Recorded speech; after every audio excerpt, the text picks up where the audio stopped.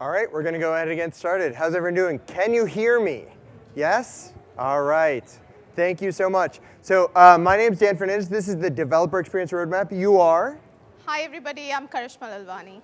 And we are going to be going through this session, and really this is sort of the appetizer platter for a number of sessions that you're going to see across the conference. So hopefully you will see something cool here. We're going to make it demo so you can see us fail on stage, which is always fun. And you can then go into the deep dive sessions for this. So we're going to jump right in. Again, make decisions based on current product versus roadmap, which is fun because it's a roadmap session. So thank you. This is the big thing. You all have been giving us a ton of feedback on what are the areas we really need to do to drive productivity and quality. And again, this is just our areas. And this is like an exciting time. For those of you who saw the keynote, we really are making a huge investment in the Salesforce platform, right? That's bringing Agentforce directly into the platform. MuleSoft, I'll show you the MuleSoft API catalog, is now built into Salesforce platform. We have Tableau. There's a number of sessions for Tableau next. It's going to be built into the Salesforce platform. Our goal is for you all who are developers, and how many people I hear actually write code? Okay, and for the rest of you are like engineering managers, if you didn't raise your hand, okay, couple. Our goal is to make you, one, have a consistent experience.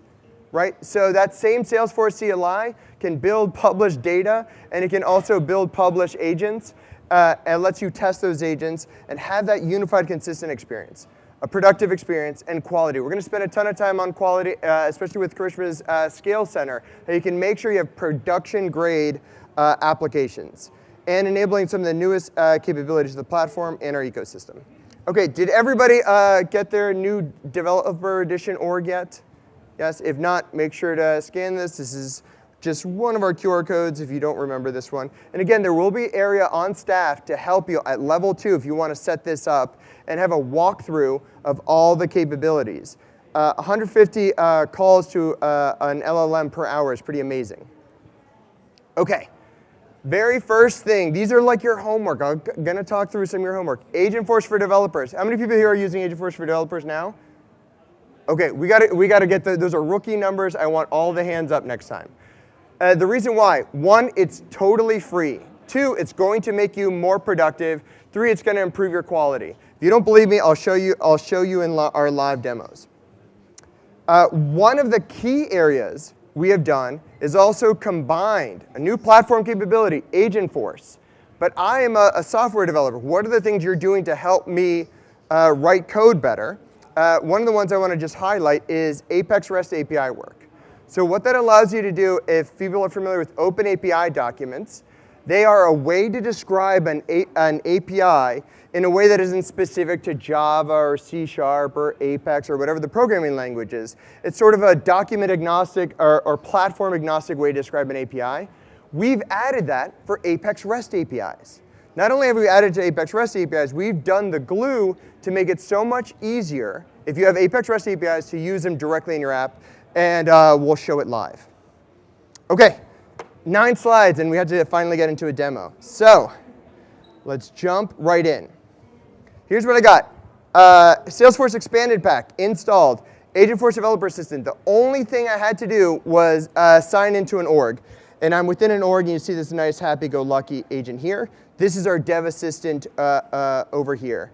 Now, for those of you who have never seen this before, you can ask this dev assistant all sorts of questions, whichever programming language you're using. So I'll just say, what is the difference between a JavaScript array and a map?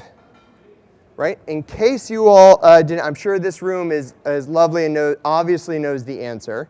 But this can really help answer any of the questions that you have, right? Key value pairs, size, how we access this as well. And I can do all sorts of different things here. Just, for example, write methods. Now, one of the things we want to do is I want to change the existing code on the right. This is a product tile page. We're using the eBikes code sample. It has this set product value, and it doesn't do anything to check the value. So what I want to do is I'm going to tell it to reference the active file. And actually, I'll just show one quick command, Command-Shift-P here.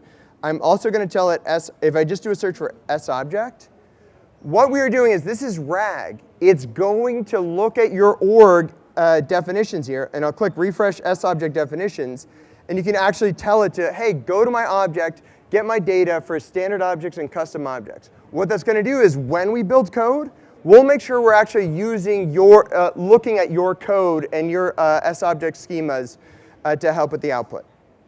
So I'm just going to say write a, actually let me say, can you change, I'm being so polite, can you change the set product method to check if value is null and return, and let's do like a, and if value equals test. Maybe we want to like just hard code in case we have some testing. I don't want it to actually do any, also return. Okay, so I'm going to click enter. And first live demo, this is always fun to see what actually happens. Ooh, Okay, so what did it actually do? It understood the context of my file. I could have natural language conversation about what the file change that I wanted to do. In this case, it said if value equals null, return. If value equals test, return. Right? Pretty powerful stuff, and then it explains it. Super, super useful in terms of the ability for it to explain changes there. So let's just show a couple other things. Speaking of explain, I'm going to jump here. We'll clear. This is a product tile list. Now this is using LWC templates. One of the challenges we have is a lot of times we're not just writing code, right? We just change code. I need to walk up to something that I have no idea what it does. Dev Assistant in this left side, if I type just slash, I see explain, test, and document. And I'm just going to ask it to explain this and click enter here. This is an LWC page. It explains what the page does. You see that it actually does the search bar visual is conditionally rendered. Ooh, products data. It understands what will actually be displayed on the page, which is pretty awesome. And then let me just give an example. What is displayed if there are no products? And again, I'm not using a debugger here. I'm asking it to tell me if there are no products or no products match the search, a C placeholder will say there are no products matching your current selection. So it's not just doing like a quick search of the page. It has a semantic understanding of this. And in fact, if we see this LWC if, there'll be a corresponding there are no products matching your current selection. This is great when you need to understand code that you haven't written. But wait, there's more. There's more. Let's go into Apex. Oh, actually, while I'm doing this, let's just go ahead and generate some tests before I forget, since that'll take a little while. This is our new tool. And again, it opens up the Agentforce agents. This is our new placeholder for especially sort of long-running processes that you may be running on your code. In this case, we're going to use the new capability that exists for LWC, and I already have the product tile selected, and I wanted to generate unit tests for this product tile. And I'm going to leave that running. And again, this is going to do multiple LLM calls to figure out what is the best way to be able to create just unit tests for this. And I'll go ahead and look at this. This is another one of my favorite features. We have visual diffs. When Agentforce for Developers is making changes, you can actually see the visual changes here, right? You all are not as excited as I am, but I tell you, it's so cool. So great. I'm going to click Save, and you can actually do a review of these items as well. Let's jump into Dev Assistant. So I've been showing JavaScript. There's no reason you can't, for example, just ask it for anything related to, in this case, we're just going to do some simple examples. There's this collection of products. We're just going to build new ways to filter the product list and make those Aura-enabled. So let's do create a Aura-enabled method that returns a list of, actually, let's give it a name. Method named getProducts by family ID that returns a list of products. Okay. It's going to go look at my product controller. It's going to generate some code. And again, I can have natural language generate this code for me. Just a couple other tips and tricks here. This will copy it onto your clipboard. Everybody's familiar. This is what we all do for a living. This one will insert it where the cursor is. So my cursor's at line 66, and it inserts it at 66, right? Fun stuff. So, but the reality is a lot of us are just writing code. And we will have these suggestions on for you. And one quick thing, remember, we are not giving your IP back into the LLM. This is completely closed off. So this is one of the key areas that we saw customers were saying, I'm not going to use yours because you're going to train and all of a sudden my IP is going to be in results. We do not ship your code back. And it really is a big difference between us and many of the other offerings. OK, Aura, while we are typing, I'm just going to do Aura enabled and we'll do cacheable true, maybe scope, and you see that little IntelliSense come up there. That right there is our AI tools, and I can click tab and just accept this. And when I'm kind of in line, the best thing that I personally like to do is define the method that I'm going to do. So in this case, public static. We can do a list since we did it on the other one. See so I'm going to return this, and I'm going to say get products. Instead of filtering, last time we did by family ID, let's just do it, get all products that match a special category. You give me a category, I'm going to return all products. By the way, can you all in the back see? Yes? OK. Lovely. Look at this. Ooh, Now some of you may say, hey, I want to add more items here. You certainly can, right? You can just start typing comma, and you'll get IntelliSense and statement completion. So remember, it's still your code. You take the code, you change it however you want to modify. But it's just incredibly powerful to be able to have this ability to be able to write code. So let's go ahead and click save here. What else did I want to show? Oh, yeah. We'll go through some of our code analysis. Oh, no. Let's jump in and show the Apex REST example. OK, new capability. Because we are relatively low on time and a ton of demos, I've done this for you already. So you take any Apex REST files. This is an Apex REST file. You notice because it says Apex REST resource. And every call has a get, post, delete, put, or patch. In this case, what I'm going to do is build a REST API. I want to build a way that anybody can call this API and create cases or get information about cases. So in this case, I'm going to have a post for creating a case. You give me the subject, the status, the origin, and the priority, and I'm going to go ahead and just insert a new case, right? The value here is how do we make sure that that API is reusable, and what are the other ways we can do that? One is we standardize on open API documents. And so on the right side, what I've done is you right-click, and you all can do this at home, create open API document from this class. And what it's going to do is create this thing to the right. And this thing to the right, I have collapsed these. Let me uncollapse this. It introspects using Agentforce for Developers to take the description. What is that actually doing? What's the semantic meaning? What are the responses? What are the field values? What are the required fields? It did all of this stuff for you. If you want to make your API interoperable, everybody says use open API documents. The point is we're making it that much easier so you don't have to type in the 150 lines on the right. You can obviously change them to whatever you want to do, but it really is just driving productivity to enable your APIs to be more reusable. The best part about this is it's also available for Agentforce. So the new capabilities that we have in Agentforce, let me jump in here. This is the MuleSoft API catalog directly within your Salesforce org, right? So you can go ahead and click in MuleSoft. I haven't set it up here, but we have a new area called Apex Beta. And all I've done is deploy that case manager into this org. And what it allows me to do, stay on target. OK, yes.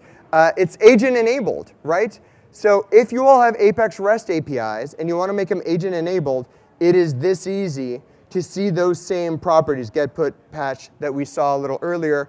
And I didn't manually have to write these descriptions. The AI did it for me. You can obviously change these. Now, this is actually a bug that's not applicable that will be fixed in like a week.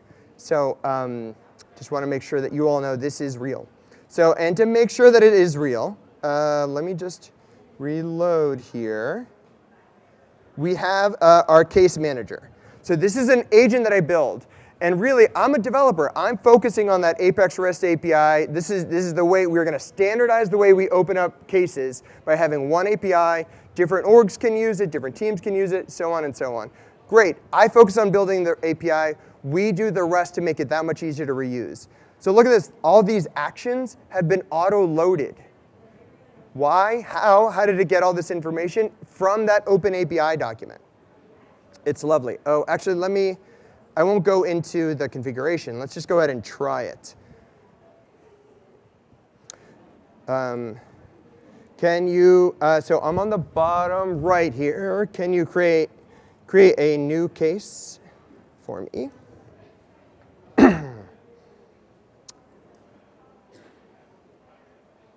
Stay on target. Come on. OK, yes. Hey. OK, can you,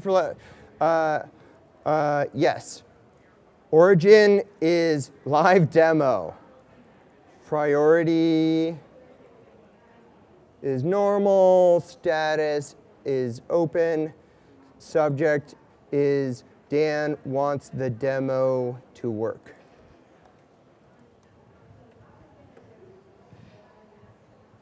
Is it warm in here all of a sudden? Oh, OK.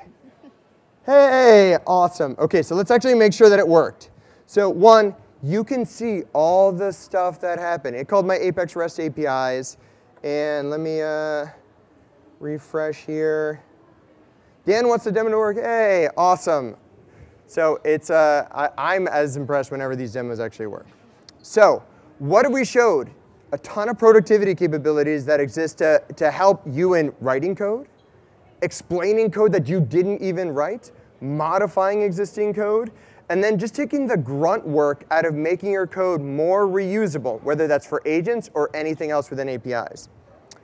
We're going to jump back to slides.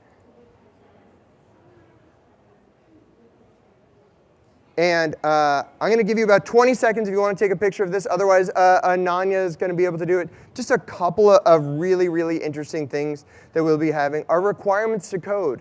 Where I don't want you to just give me the description of an Apex. I want you to give me this. I'm going to describe an entire app using requirements and have you generate all the different parts for that.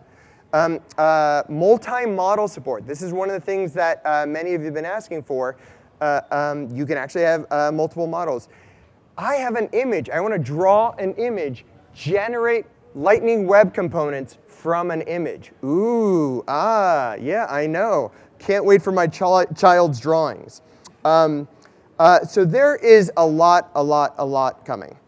OK, one of the key other things to do, you saw it in the keynote, for those of you who saw it, was our DX inspector. So this is our journey to have DevOps everywhere. So every sandbox is going to have this so that you can easily track your changes, and we're going to make it that much easier for you to understand what the metadata is, navigate to different parts of the metadata, and to track and filter and sort those changes with that unified integration. So pretty exciting, and again, this builds on some of these foundational capabilities that we've had, like source tracking within sandboxes. So super exciting for this.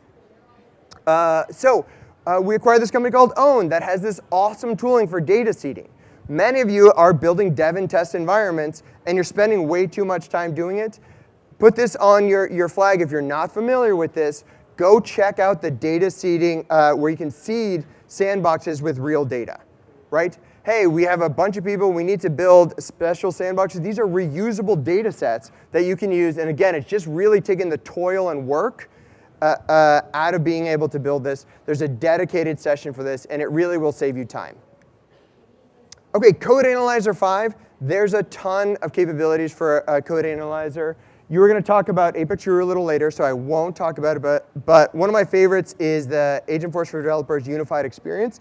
We're going to show copy-paste detection, right? So you can actually look at all your project code, and it'll detect where you've copy-pasted, which means for me a lot. Flow rules for security. So for any of you that are using package-based testing or ISVs, this is the exact same tool that we use in AppExchange for any submission. This will make sure that your flows are more secure and your apps run more performant and that you're following our best practices. So let's show just some of that stuff because it is both available as a CLI, so within a CI/CD, as a GitHub action. Across many of our other vendors have extended this, and of course in VS Code. Demo. Oh, let's switch over and show, let's see if I have, I think I have it over here. Too many demos, okay. So, I got a project, Coral Cloud, and what I'm gonna show here is Code Analyzer. So Code Analyzer, I'm gonna just run a simple command here. And there's two commands that maybe I'll just show the README just to make it a little easier just to see. This command here is going to create this code analysis file. You can do this every time you build to have a visual representation. Hey, what's going on? Let me give you a summary of the findings. And the summary is over here. So this is a doc. It'll be built. It'll ask you where you want to save this. But this is great because I can actually look. Filter. Yeah, HTML is fun, right? You can also, of course, filter by LWC, unused vars, and so on and so forth. Hey, I want to be able to group by the engine. Again, this is a multi-engine, so it uses ESLint, Apex PMD from our community, Apex Guru, and many other tools, our graph engine, and so on. Or just by file name or by severity. So we got a bunch of our lists in terms of how good we're doing. We see we have those for, I'm just going to go ahead, and I've run this already, which is this second command, which is show me the detail for just things that are seb2. So just very quickly, these are the 4 that we have. Apex CRUD violation. Apex class should declare a sharing model. I'm going to go ahead and click here. And look, one of the challenges is you've told me what's wrong, but you haven't told me how to fix it. I now need to Google this and then copy paste. One of the things we did is, let me actually, to do this, and you got to remember to do this, which is to run the current file with Code Analyzer. So I'm going to let this run, and Code Analyzer is going to be looking at that file. That was the file that we caught on via the CLI. Now from the VS Code tools, we can run the same thing against this file. And I'll give it a second, and it's going to give me that same list of 4 violations. And now I see this, quick fix. See this little thing here? Fix sharing violations using Agentforce. It'll auto-fix it for you, or suggest an auto-fix. I click the button. This is probably needs to be zoomed in here. It gives me accept, reject. If there's multiple changes, I can accept them all. And it shows me the visual diff, so I know what's actually going to change. Again, trying to give you more confidence when you're accepting AI values. I'll click accept, and I'll click accept here. And this is actually when I do it. I have a save as refresh, and I just hit a double. But this should now go from 4 to 3 as just kind of one example. Ooh, and Krishma, I'm going to have to just very, very quickly show the LWC, and then you just be ready to go. So while that's going, look at this hideous page. Oh, it's lovely, right? What we are going to do is we've downloaded LWC recipes. We've set up this thing called local preview that you can do instantly. So I am going to go ahead and click the CLI command on the left side here, or that left side. Hit desktop. And I'm going to select the LWC recipes. It's going to open up this environment. And these are the LWC recipes for styling. This is, I promise, my last demo here. And if you all can see this, this is a paragraph with style with live changes. I'll click save. And look, it made changes. Let's make this silver. And click save, of course. And did I screw up? Of course I screwed up. Let's try this. Silver. Save. All right, there we go. Let's do min. What is the point of this? You basically have to be able to wait. Min. this is a user error called typing.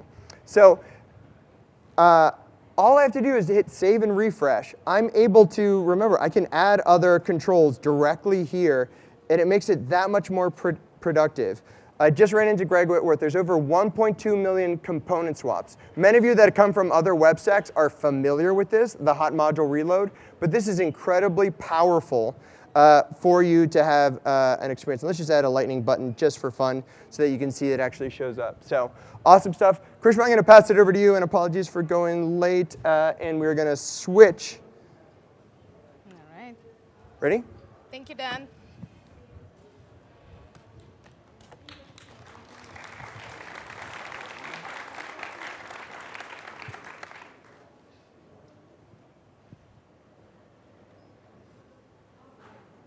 All right. The slides are going to come up soon. Perfect. OK. Hi, everybody. So show of hands if you've run into an Apex concurrency error or limits or roll-up issues. Almost all of you. So I have some good news for you. If you haven't heard about scale products, this is where they play a part. You, as developers, develop for unit testing, integration testing, but what about the last mile? What about making sure that your code is scaling up to 1 million users? This is where we build these category of products where you can actually be confident that your code is going to scale to the business expectations. So what are the key use cases that we are talking about?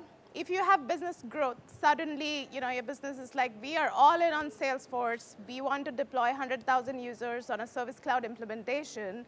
Well, as a developer, it's only in your control to unit test your code. But who's thinking about the big picture? How do we make sure that the IT is able to support the growth of business? Secondly, many of you as customers have peak events, be it Black Friday, be it holiday season, rush, depending on your industry, you always have these key events. How do you expect the application to scale up to your business growth? And then lastly, complex implementations. You have sales, you have service, you have marketing, you're bringing all in together with Mule and Tableau. How are you making sure they talk to each other? So why is the confidence low? We don't know where the performance bottleneck exists, whether it's the page, whether it's your code, whether it's database. It's very hard to diagnose it today. There's no tooling available. And then lastly, there is no idea of what is an anti-pattern when you are actually writing a piece of code.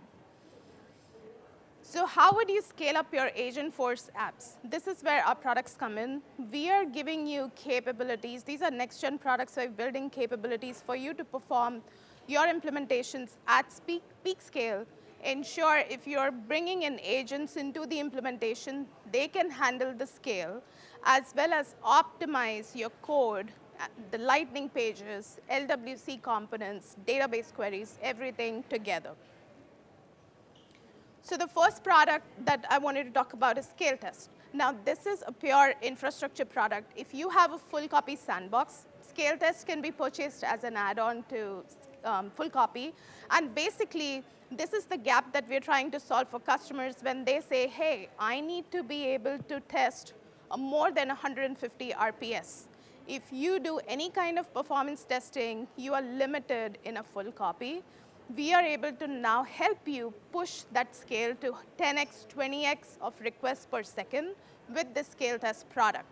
So it's a completely native solution. Whenever you're ready to do Scale Test, we do all the work in the back end to make your full copy box production size, and then you can bring on the load to the platform.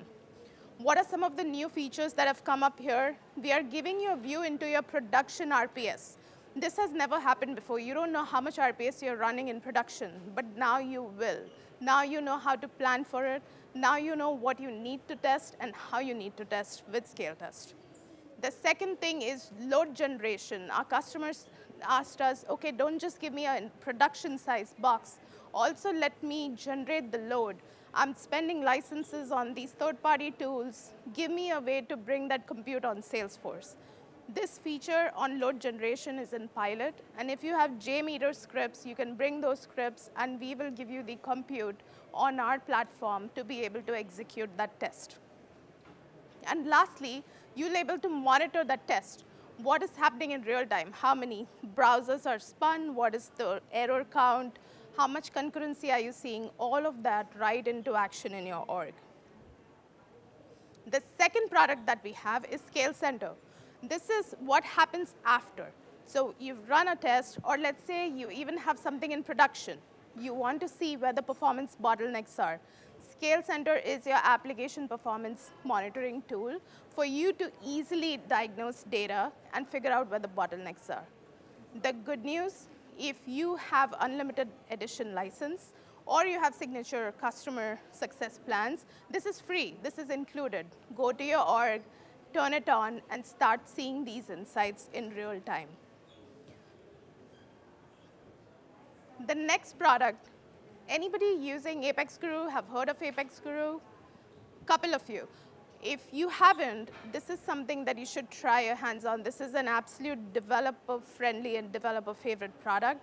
Dan showed you productivity tools in terms of accelerating your development.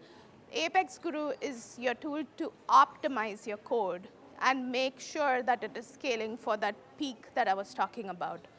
What we are doing, we are giving you recommendations. We are detecting anti-patterns. We are also giving you runtime information. So not only are we telling you this is the piece of code that is expensive, we are also telling you how to fix it. And that is all powered by our CodeGen XGen model that is built by Salesforce research team. So let's see all these in action. So all of the Scale products are available today under Setup. If you go to Setup, search for Scale, you'll see all 3 products here. Let's start with Scale Test. That's the first product that we talked about, test plan creation.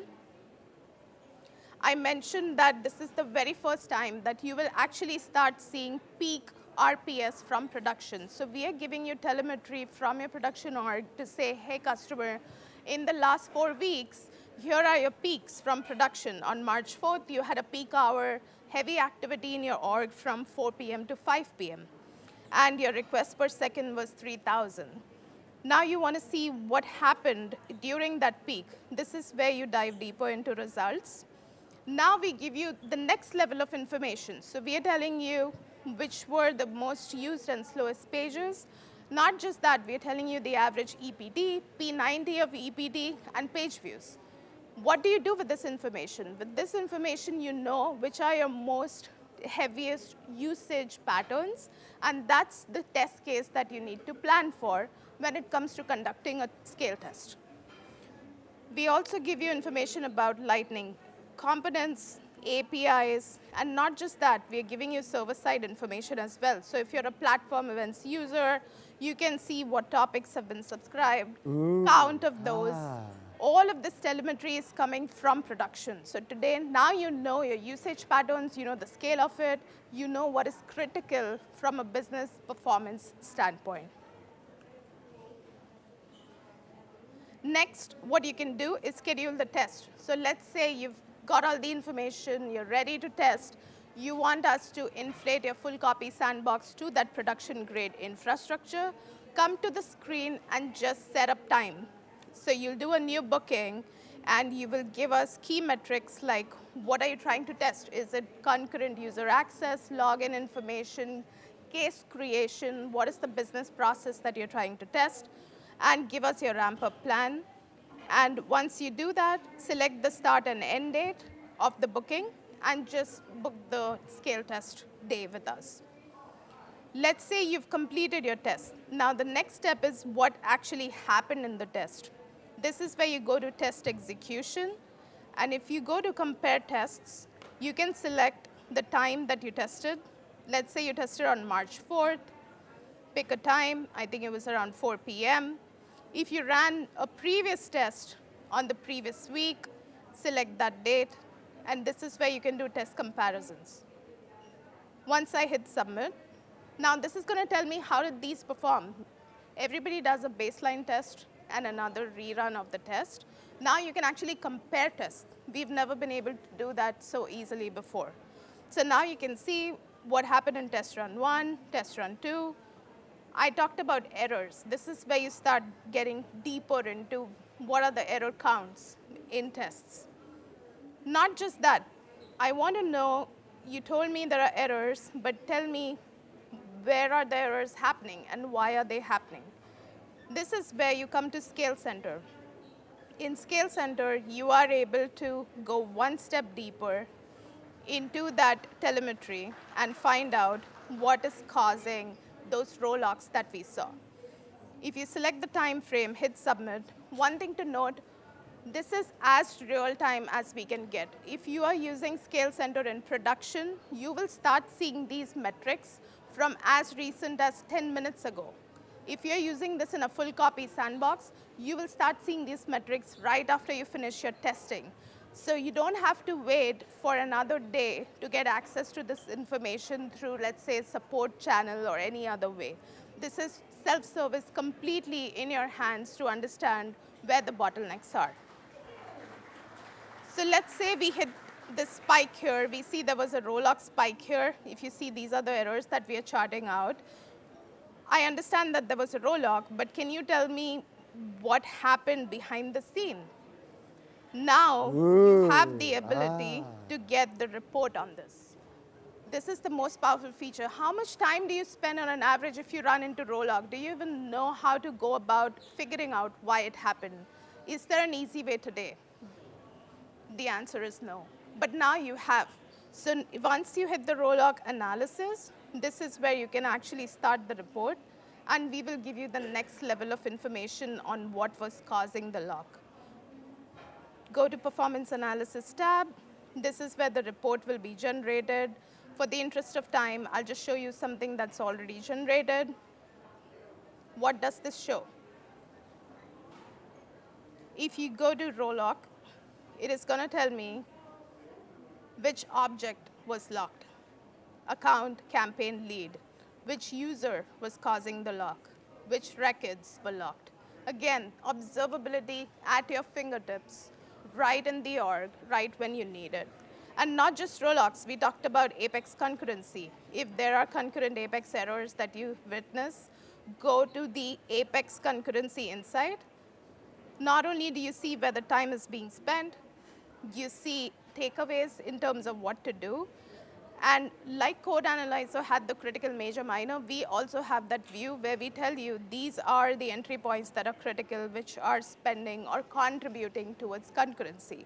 Again, very easy to diagnose and point in the direction of the problem so that you can fix it back.